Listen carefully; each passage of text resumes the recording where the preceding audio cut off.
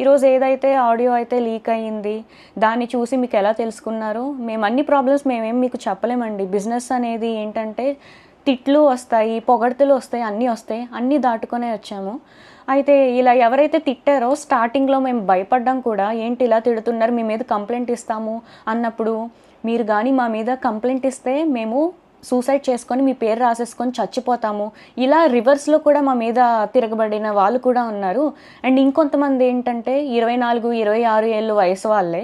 So, వాళ్ళ life ఎందుకు spoil చేయడం? వాళ్ళ కెరియర్ ఉంటది. సరే ఏదో ఒక మాట వల్ల తీసుకొని ఎందుకు కెరియర్ రిస్క్‌లో చేయడం అని మేమేం యాక్షన్ కూడా తీసుకోలేదు. బ్లాకే చేశాము. బాగా ఎవరైతే మా తల్లిదండ్రులని, పేరెంట్స్‌ని బాగా ఇన్వాల్వ్ చేసి, ఇష్టం వచ్చినట్టు తిట్టి, ఇలా చేస్తేనే మేము ఫ్రస్ట్రేట్ అయ్యి, ఏదో ఒక సిట్యుయేషన్‌లో కొంతమంది బ్లాక్ చేస్తారు. కొంతమంది రియాక్ట్ అవ్వరు. కొంతమంది చాలా దారుణంగా వాళ్ళు కూడా అదే రీతిలో తిడతారు. మా అక్క కూడా అలాగే తిట్టడం జరిగింది.